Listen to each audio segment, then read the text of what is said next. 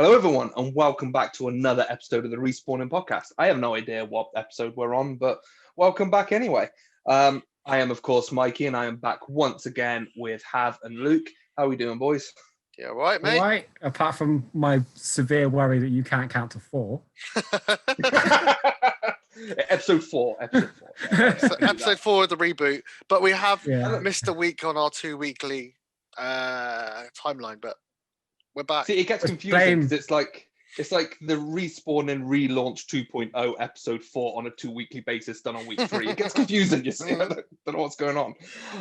It's Boris's fault. Everything got delayed by a week. It's COVID. It's true. I mean, our excuses were all locked indoors, so we couldn't do a podcast. Yeah. Anyway, we're here to talk video games as we are. I was about to say every other week. And today we've got a fair few to talk about. And we're going to start with Assassin's Creed Valhalla, which I think only you've played, Luke. Is that right? Have you not played it? No, I haven't. I finally got it installed today, so maybe soon. Okay. Yeah. Okay. 35 hours in. Wow. Quite a way then. And do you know how long it goes on for? Because obviously Odyssey was something like 80 hours or something, I think I've done like 3 chapters of about 8 chapters. Okay. So barely. I'm doing a lot of roaming around. So there is a fast travel system built in. I could just fast travel around England and Norway if I wanted to. But I'm going, so you get the way the side quests and stuff and the treasures are built out is that they're done just with like dots on the map. They don't tell you like what's at the dot. They don't tell you like what's kind of the side quest it's going to be or anything like that. You have to discover it organically. They're color coded, so you know if you're getting like wealth or mysteries or an artifact. But that's the only 3 things you get. The mysteries are like side quests, but they're only like 2 minutes long. But they're well worth doing. Like there's like 30 of them per map section. Oh right, it's quite a lot. But they're really worth doing. Like one of them, there was this guy who was like really into streaking, and he wanted me to sneak into this camp and steal everyone's clothes. What a legend! Yeah, so he's just what a madman. Yeah, he's already my favourite character. Literally, he's called like Wilhelm the Streaker or something. Add that to so the I did rap that. Battles, and I'm sold. Yeah, the rap battles as well are brilliant. Like they're part of that like mysteries blue bit. And then by doing the rap battles as an example, you get your charm goes up, which gives you like more conversation options as you do like further quests. So they're all like well worth doing. And like everything gives you experience points. And if you don't do them, you'll get quickly leveled out of like the next area. All right, okay. So like now I've hit a new area and I'm 30 levels under where I need to be. And I'm like, see, now listening to you talk about this, it would sound like you really enjoyed the game. And judging by your review, which you could check out on our YouTube channel, Respawn in UK, you would know that you did enjoy the game. But you told us something in our group chat earlier that you've now dropped your score. So do you want to talk about that a little bit? Because when the game works, it's a 3 out of 10. But 3 times now I've encountered game breaking. So like the odd bug here and there. Hold on. When the game works. When the game works, it's really well. It's like a 9 out of 10. Okay. I thought you said it was a 3 out of 10 when it worked. Oh no, sorry, I might have my bad. Cancelling my pre-order. Yeah. No, so when it works, it's like a near perfect game. The problem is like the odd bug I can deal with, like a bit of screen tearing. If Eivor doesn't say the right thing when I want him to, I can deal with that. Subtitles not matching. Yeah. When I lose 12 hours of my life to game-breaking bugs that I have to go back on saves because of, that's unacceptable in the game. Yeah, fuck that. So on stream, I had one bug sort of around 3-hour mark. This didn't wipe my save or anything, but it crashed my whole PlayStation, and I was like sat there with the stream like as my PlayStation was like restarting Valhalla. Then one time I fell through the map, then the game shut down, and then when I tried to load it, my 2 recent like auto saves had disappeared. It just didn't exist anymore. I was going to say, because when you said that you're losing your game saves, I thought, well, surely there must be some sort of auto save somewhere, but they're just wiping them, are they? So that one did, yeah. And then this one that happened today, which has caused me to kind of quit in rage, was I was in a very new area of the game. It was like really hype. I was doing all of this, and I had to like storm this area with like a group of my Viking mates because enemies were coming in through this big gate. So I've run across this bridge, and on the other side of this bridge is this fucking massive dude who's killed me like 5 or 6 times at this point. And just before I die on him every time, it would auto-save the game. So all my auto-saves were sat there. And then I finally beat him. I finally overcome this big boss that I had to beat. And no matter how many times I pressed triangle, Eivor wouldn't close the door. So I couldn't progress in the game. I turned the game off. I reloaded the saves. I did all of this sort of stuff. Nope. Absolutely just wouldn't close the door. So frustrating. And have you heard many other people like report these bugs? Because like the reviews in general seem to be quite good. But I wonder if it's just like if it's something that's affecting everyone, or if it's just you're one of the unlucky few. Or so IGN's review, as an example, they've given it an 8 out of 10. They've made a very big point on their final paragraph that they're giving it an 8 out of 10 despite the bugs. So everyone is getting real buggy stuff, real issues with it. My gut says that, like Odyssey, this will become a perfect game, and it will become like probably the best Viking game of the next generation within day one of being the next generation, you know? The problem is it's a Ubisoft game, so you need to leave it like a month or 2 for them to kind of roll the patches out. No Ubisoft game comes out perfect, and they're fine. They normally like Siege came out rubbish, Breakpoint came out rubbish, Odyssey came out a broken mess, and now they're like original Watch Dogs came out a broken mess. Watch Dogs Legions come out with half the game missing. Because they were like, look, you can play as anyone in London and you can play as anyone with your friends. And then the game comes out and they were like, but you can't play as anyone with your friends until December 12th. Like, come on. I've beat the game now. I'm probably not going to go back to do fucking co-op missions. No, of course not. So yeah, if we've learned anything, don't buy a Ubisoft game on day one. So yeah, I know we've spent about 3 days trying to get Hav back on my account so that he can download Valhalla. Is it really worth it? My thing to you is just wait till January or December. Yeah. Wait till you shut down for Christmas and there's been like 5 or 6 patches that roll out. See, I'm unfortunately already 35 hours invested, so I'm seeing it through. Yeah, you put a lot of time in already. Because obviously I'm waiting for the PS5 version. But now I'm thinking that's probably not even going to run well, is it? Like on day one. It's going to have a week and a half's worth of patches already by then. So maybe at least I can not lose all my game. Yeah. Even if it's just buggy all the way through, but it doesn't actually. Maybe the PS5 version will be more refined. Yeah, that's what I'm thinking. I'm thinking that. Do you guys remember like the difference between Shadow of Mordor on PS4 and PS3? Yeah, I always remember with Spider-Man 3, the movie game. I had it on PS. God, how long ago was that? I would have had it on the PS2. Two? Was it normal Spider-Man or the Amazing Spider-Man? Normal. Yeah. Normal. So PS2, and then my mate had it on PS3, and like his version was so. I know that's a bigger leap, but the difference was insane. Yeah, and I'm hoping that's what it's going to be with Valhalla. I mean, I haven't really found that many review. I'm not sure if like review copies for the PS5 version have gone out, or if codes have been gone out or whatever, because I've not really seen that many reviews for the next gen versions. But I did find one, and I can't remember who it was now, so I can't credit them. Sorry, but they played the Series X version and had said the leap was like amazing. They compared it to like Black Flag, where when Black Flag come out on the PS4.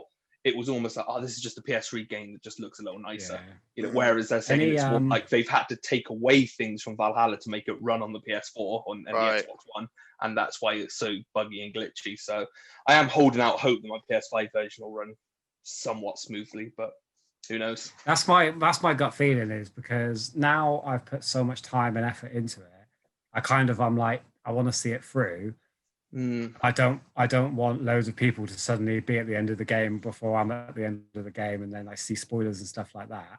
But the other side of me is like, I want to wait a week to just run it on the PS5. Because I was going to say, like, any one of those big institutions like IGN, all of that sort of stuff that reviewed it, they're bound to have reviewed it on the PS5 because it's a free upgrade. So anyone that's reviewed it is going to do it on the next-gen consoles. Yeah, I would have thought so. No, apparently the PS5 version isn't going live until the US launch, so tomorrow. So I don't even think like the IGNs of the world and stuff. I mean, I was watching Kind of Funny's Assassin's Creed review for Valhalla, and they said they hadn't played the upgraded versions at that point because they were waiting for the day one release for it. So yeah, I don't think. And if you look at the Metacritic scores, I don't think I think it comes up as like not applicable for the PS5 version. So I think they are all reviewing current gen versions, I think. Which, if it is the case that it runs this much better on next gen, that's a really dumb move on Ubisoft's part to send out the broken current gen version to everyone to review. Yeah. The thing is, it never affects them though, because they do it with every game they release. They release a buggy, broken, crappy and we'll go out and buy it. And they're still one of our favourites. Yeah, because everyone knows though that you wait a month and what the Ubisoft promise then kicks in. Like they need to learn to just push their release dates back a month, trial some things out, slowly introduce like reviewers and stuff like that to their game, and then maybe roll it out. Yeah. Currently, because of those until it's fixed, I can't recommend it to anyone. Fair enough. Fair enough. It's crushingly disappointing because, like my review says, when I had like 20 hours of uninterrupted, great fun gameplay with it, I was at a 9 like the whole way through, and then just in 10 hours, I've lost 12 hours of gameplay, and the game's breaking, and it's just not working. That's not ideal, is it? And if you obviously jump to the PS5 version next week, you'll carry your save data over, won't you? Because doesn't it all like save to the Ubisoft cloud or whatever? Yeah, it's all on Uplay or Ubisoft Connect or whatever the hell they're called. Yeah. So at least you can you don't have to worry about starting again or anything like that. At least you can just carry on, and hopefully it's a smoother experience. But like you said, week's time, you'll probably be finished with the story anyway by then, or close to it at least. So never mind. Well, at least there's other games to play. Shall we talk about some other games? So you've been playing Ghost Runner and Watch Dogs Legion. Yes. Luke, you've obviously also been playing those games, but I want to go to you first. What are you thinking? Give me some thoughts. I really, really want to like Ghost Runner, but it's really hard. And I don't like, it's not Dark Souls hard. It's like you have to be a kind of reaction speed god to play this game well, I think. It's like Dishonored, but you haven't got any time. It's more like a assault course of time, like a time trial assault course, you know? So, you know, when you're playing games, they're like, oh, you got to collect all the things within the time. It's like that, but instead of collecting things, you're killing people, right? And you got to do things in a certain order. And it's more like puzzle solving. You go, right, if I do this bit first and I can get to him quicker and he won't shoot me. And that's really fun. And it's really fun for about an hour or two. And then you get to like the proper hard bits. And I just can't do it. It's as simple as that. Like I've tried a few times and I'm just not good at it, the game. And I want to be good at it, but I don't know if I've got the patience to get really, really good at it. Mate, it was so funny. When you were streaming it on the night you got it, I kind of like jumped in right at the beginning. Yeah, we should definitely go watch. And at the right beginning, you're like, oh, this is different. This is cool. And you're like, you know, sat forward in your chair and you're like, oh, yeah. And then like I had to go off and do whatever. And I tuned back in maybe like an hour and a half later towards the end of it. And you're slumped back. You're like not half asleep. You're just like, my life. And you were like a defeated man. And I was just like, I just looked at your expression. I was like, I ain't getting this game. Yeah, it's tough. Except you are. Yeah, you're going to play it. I thought Stuart was taking the Switch game, or am I don't know. No, different Switch one he's on. Luke, okay. Do you like Ghost Runner? I love it. Do you? I think it's brilliant. I think it's well executed. I think that it's challenging. I don't think it's necessarily hard, but on the side of it, I go like the time trial I would do. I'd be like, right, so I finally kill one enemy, and then I'll run forward and I'll inch a bit further. And I'll know when the next enemy is. And then after like a couple wall runs or whatever, I'll figure out how to kill him. And then again for the next one and the next one and the next one. So what we're saying is Hav's just really fit it up. Yeah. I just think it's because on the later stages, you basically need like an hour to do one level. You just got to be patient and learn it through. And I don't think if I was playing like a Dark Souls game for the first time and then trying to unwind and play Ghost Runner, I'd have probably launched my PlayStation out the window because that's my only hard game I've got on at the moment. Yeah, that's true. Kind of tickling my little hard balls. Your hard balls. What's wrong with them? So yeah, like style wise and gameplay wise, it's really cool. Like it looks cool. The music's really, really good. The gore is done really well. But yeah, it's tough. It's challenging. And then Watch Dogs Legion, I think I don't want to give it too much of an unfair view because I've done all the boroughs, so I did all the map. All the classic Ubisoft, do this, do these little missions, and you unlock a big mission, and you go and do the big mission. What I did like was each borough had a different, unique mission, so it wasn't all the same. You weren't doing the same thing every time. So like one was hack the London Eye with a war drone. One was like race through the borough in a little car. There's all sorts of stuff. So I've just started to do the story properly, and the story is quite good. It's really dark. It's kind of more sinister than I first thought it would be. There's this evil hacker group who are doing all sorts of, they're like imprisoning people and like doing all sorts to them. You find like these people that have been kind of experimented on and they're all chopped up. Yeah, it's kind of like there's this fun, happy game, and then you're like, oh, actually, when you start to dive into the kind of underbelly of London, this London, it gets more and more interesting. So I think by the end of it, I'm going to love it. I just need to play more of the story, which I probably will after. It was to be, so the way I saw it, or with this kind of like seedy underbelly of it, is it's trying to be a big metaphor for Brexit London, where it's got all this vibrant, outer city life that is doing all of this. And like all the nightlife and all the gigs and all the bars and all the flashy, fun stuff that you can do in London. But under it, you've got stabbings and hate crime and all of that sort of stuff. It just sounds like London, doesn't it? Surface. Yeah. Exactly. So that's what I'm thinking that they're trying to do. I think they clumsily stumble with that metaphor a bit.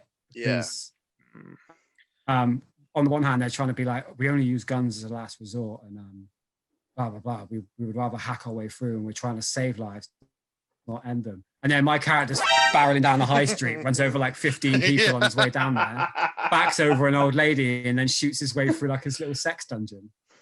I think the gameplay it's quite unbalanced. Like I did most of the boroughs by getting on top of a massive cargo drone and just getting it to drop me exactly where I need to be within the enemy base, hopping off, hacking the thing, hopping back on and doing the next one. You don't really need to take full advantage of the gameplay. Like, and once you unlock the better characters, they've got like the bee lady. She's got like 3 or 4 abilities where she fires bees. She fires bees, and she can stun people. So by the time you have all these abilities, sounds so Saints Row. You never really get stopped because say someone notices you just fire your bees at them, and they're done, right? And then the next person you can fire your bees again, and then you can stun someone. By the time you've done that, like no one's going to notice you. I'm not playing on hard because I don't think this is a game that should be played on hard, but. I don't know. The gameplay isn't. I think they've made a sacrifice with having everyone be recruitable. I think that sacrifice is a little bit noticeable in the gameplay. You're right. I just want to go back to what Luke was saying about guns as a last resort. He's going through run everyone over. It reminds me of when I was playing Mafia a couple months back. It's like the main character is so like. He doesn't like this lifestyle and he's doing it because he has to and he has to make money. And he keeps saying to like the other mob bosses, like, look, I'll only hurt someone if it's a last resort. I really don't want to be doing this. And then as soon as I go out in my car, it's like you said, running over grannies and like drive-by shooting everyone. Yeah. These two things don't match up. And I think you got to be really careful in games sometimes. If you're going to take that approach of having your main protagonist or whoever it may be not want, be a bit unsure about these heinous acts they're doing, don't give us the freedom of like a GTA style game to just go out and do what we want, because that completely it's all over your story then. But yeah. Sorry, especially with this like play anyone style of things, because when I was getting told that we use guns as a last resort, we don't kill anyone, it was just after I'd unlocked the professional hitman character. And I was like, who is? Have you used it? Because he's John Wick. You run in. I haven't. You don't. He starts with a machine gun and a grenade launcher. He can pull off Agent 47 moves, but he also is the only character in the game that knows gun fu. Oh. So you run up to the enemies and he just John Wicks around the enemies and stuff like that. That's cool. And then so that's well OP. So if you've got to storm a base, just get him to run in and shoot everyone. But then if you need to get away from the police, you get a spy, James Bond, like an actual James Bond, complete with invisible car. So you just hop in your invisible car, make it invisible. Police don't know where you are. Job's a good one. Unfortunately, I really casually played with those two characters early on, and I had permadeath on and got them killed as soon as I got them. Got it. I like that. I've killed a couple of my favorites already, and I do quite like that they've added that in. It's a risk versus reward sort of thing where you're like, oh, I can just go and do this extra bit, but because the guns are a last resort, as soon as you get into a gunfight, it's quite challenging. If you're not hacking at the same time, you get overwhelmed most of the time. So, didn't one of you say that permadeath was the way that they originally wanted it to be played, and then they went back on it or something? So in my review, that's what I think that the game was supposed to be played like. But right. Okay. I think that they should have. I think Ubisoft again should have had the balls to just implement it as a thing. But to be honest, with something like Watch Dogs, you might as well. You can take a risk with a franchise like that. Go for it. Yeah, exactly. And I do quite like that. If I was to lose everyone, the game ends. Right, it's game over. I have to start the whole thing again. Yeah. Fortunately for us, it takes about 40 seconds to recruit someone. So yeah, when I got down to like my last 3 people at one point, I just went on a spree for an hour and recruited like 30 people. Yeah. It's like as long as you got like 15 people, you feel kind of safe, don't you? Yeah. I don't want to lose the bee lady because I really like her.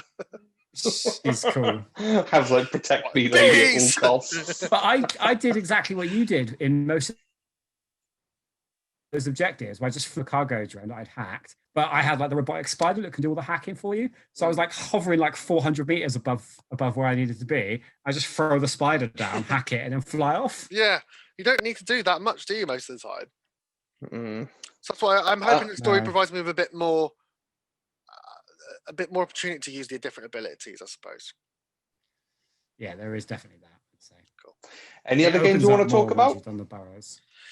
Everything else I'm playing is old. I'm having a bit of a JRPG kick, and I'm playing Ni no Kuni on the Switch, which is amazing. Because it was on offer. Because it was on offer. It's the best £6 I've ever spent in my life.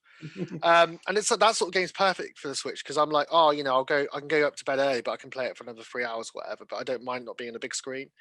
And Persona 5 on the PS5, the PS4, which I haven't stopped banging on about. Well, I'm going to stop you there, Hav, because I'm going to be brutally honest with you. That was meant to be just an opening to talk about Yakuza and Little Hope, not for you to talk about all the old JRPGs you're playing. But I mean, you carry on. So, how's Little Hope, Mike? Yeah. Really good. I mean, see, what did you guys think of Man and Medan? Because I know Luke, said you weren't overly keen on it by the end, were you? Thing is, I was smashed when me and Hav were playing it, so I haven't finished it, and I've only played. Probably the best way to play, to be honest. I was about half a bottle of Jack Daniels down, playing it with Hav. It took me. There was someone on the stream had a tally of how long it took me to say analog stick. I forgot the name of the analog stick. I was like, analog stick, thumbsticks. So I don't think I can give a fair representation to it at the moment. Because I'm probably going to play on my own as well, though. So. Fair play. Because I'd say, like, if you weren't keen on Man and Medan, then Little Hope, it don't do anything different, really. Like, as far as just gameplay goes, what you actually do, the length of it, all of that, it's exactly the same. They've not added anything new gameplay-wise. Like, even, I think all they've changed is, the heartbeat thing where you got to match the button press with it. I think they've changed it to alternate between X and triangle now. They might have even done that in Man and Medan, I'm not sure. Whoa, literally, that's bad. I know, huge, right? But other than that, like, even the way the characters are, like, we can control their sort of personality stuff, it's all exactly the same, but obviously a complete new story, new characters. And the main difference being is that story is so much better than Man and Medan's. Okay. I kind of thought, obviously, turnaround spoilers for both of them.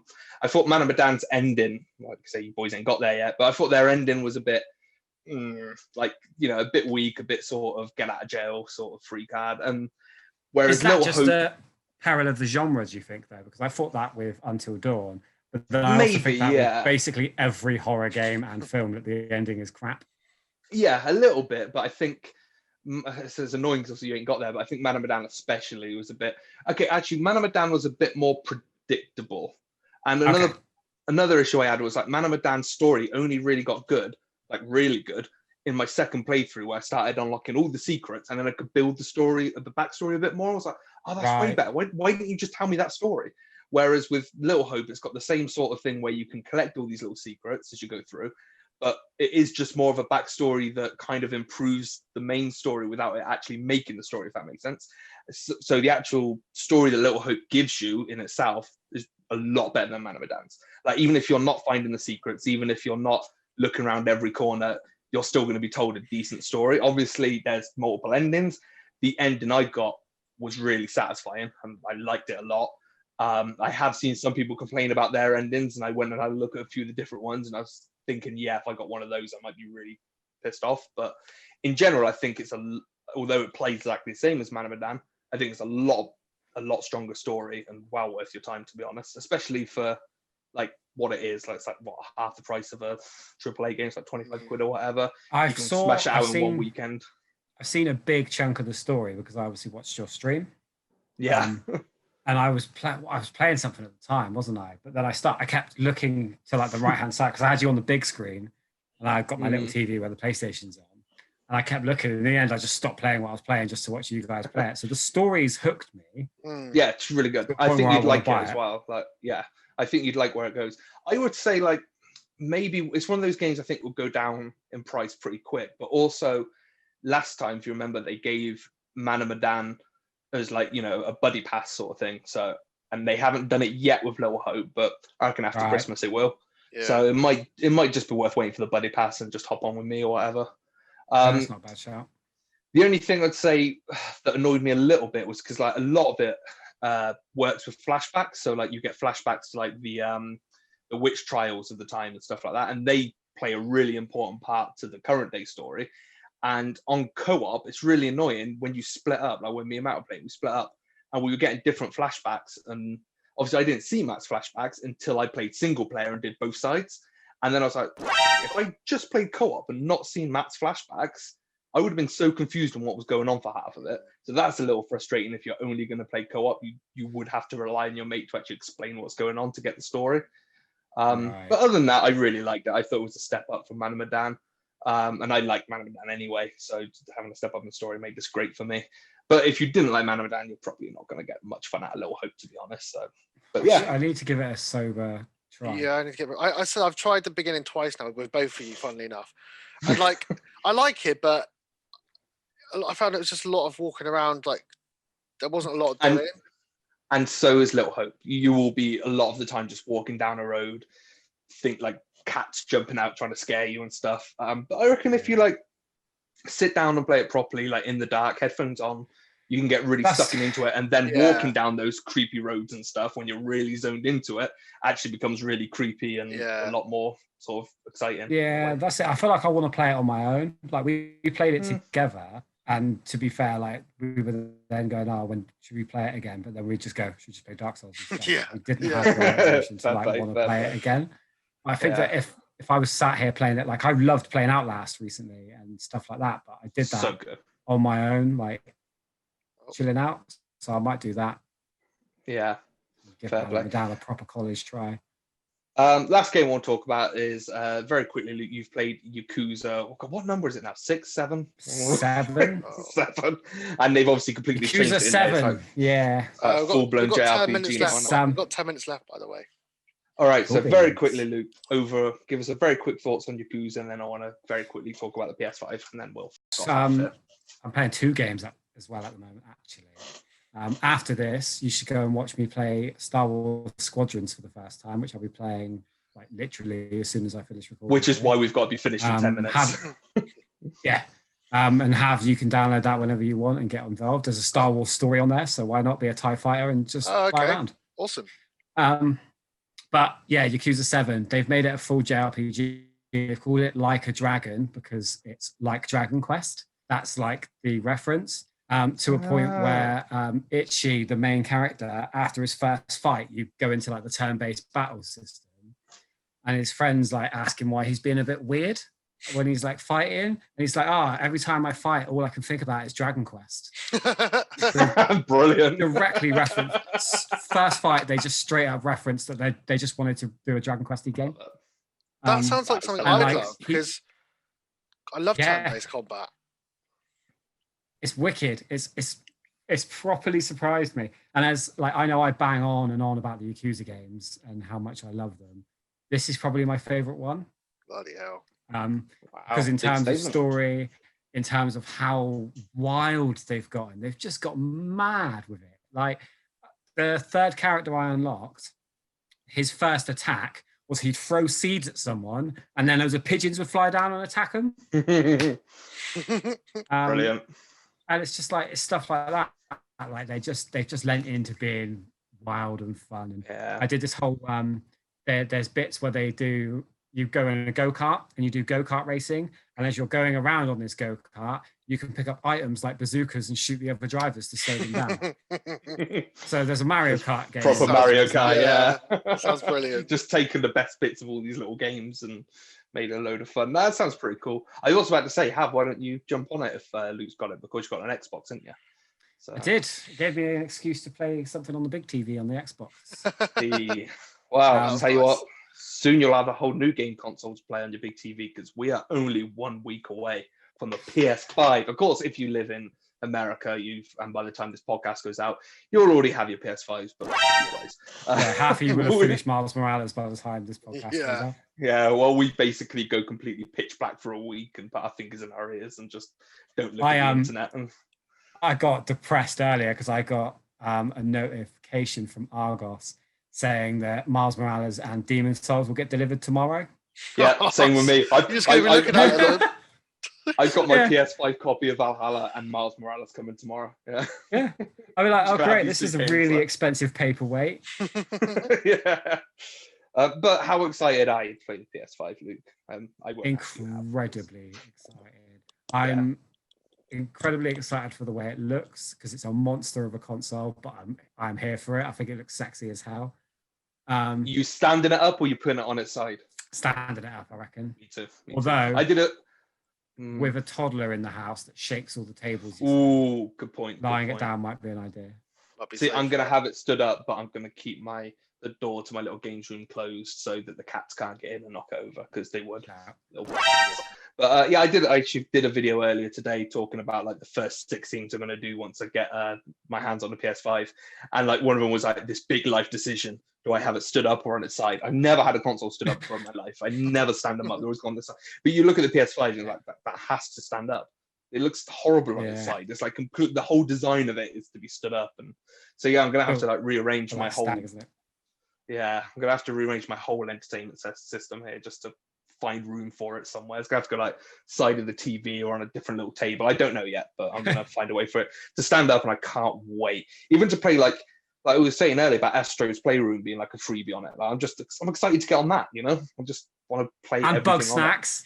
And Bug Snacks free on PS Don't forget Bug Snacks is free, free on which is getting 8s and 9s. Is that going to be day one? It's getting higher scores than Valhalla. I think so, yeah. But I think because it's November's PlayStation Plus, and it's getting higher scores than Valhalla. It's going to be Game of the Year. It's going to be easily Game of the Year. But I saw someone saying it was like Bug Snacks is a really fun game that dives deep into the darkness of existentialism. I was like, wow. Okay, this is not a lot darker than I thought. Oh, it's going to be so good.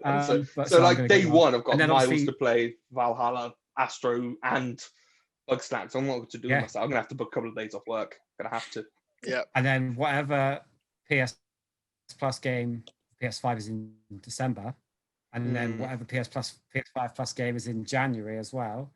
And then we've got Destruction All Stars for free in February. Oh yeah, because that was delayed, wasn't it? And like they're making it free as a but then they were like, make good, didn't they? Delayed, but we're going to give it to you for free. So, which I think it looks good, like a battle royale driving game. It's the sort of thing I would never buy. So to have it free that's what I was going to say. Maybe they knew people weren't going to necessarily buy it, so they thought, well, I might as well do it for free. Best for a battle royale. Yeah. Do you know if Well, like it works for Rocket League. Will it work? Yeah, it does. Like it works now, where if you haven't got the PS Plus on the month and you haven't got it, you can't get the game. So, for example, will I miss out on Yeah, for They your have your. Huh? Oh, good for point. PS5 though? Do it for your Yeah. phone, mate.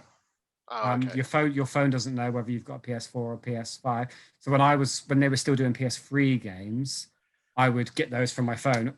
Not once used any of them since I've had the PS4 because I can't use them. But I would make sure that I would get them anyway. Yeah. You still looking at the new year for your PS5, Have? Or are you going to come join us a little earlier? I don't know. It depends on stocks as well, I think, and money. Yeah, of course. I have seen loads of I think Currys, Argus, Amazon have all said that they're going to have stock on the day, but obviously that'll go straight away. Yeah, but Amazon said that about the Xbox, and now even people that they told would get them on the day, have you seen their pre-orders are getting delayed to December 31st? Ooh. It's a risk. For the Xbox. Oh, that's people who have pre-ordered or just ordered literally on the day? And because Amazon keep going, well, pre-orders aren't guaranteed. I'm like, well, that's kind of what a pre-order is. Yeah, this is why else would I pre-order? Oh, that's ridiculous. Why did I secure my stock with you? Anyway, depends on money. Luke, you're going to get out of it. I'm going to have to sell my PS4, and we've got 2 minutes left anyway, regardless of what we want. Yeah, let's wrap this up. Well, Luke's going to go play Star Wars Squadrons that you'll be able to view on our YouTube channel. And while you're there, make sure you hit subscribe for all our other great videos. And also remember to check out the website, respawning.co.uk. And of course, we're on podcasts. You can find us on Spotify, iTunes, wherever you get your podcasts. We'll be there. The next podcast will be a week into the PlayStation 5 release. So jump on that to hear it. So I won't be on it because I'll just be I was going to say, are you going to bother? Am I doing that? I'm talking about Miles would Morales. Say come round and play one of ours, but I can't even do that. You can't even leave the house. We'll Zoom call the PS5. Oh God! Can't get mine through your phone if you want, mate. Right. On that note, we'll leave it there. Bye, Thank you for watching. We'll be back in 2 weeks. Goodbye.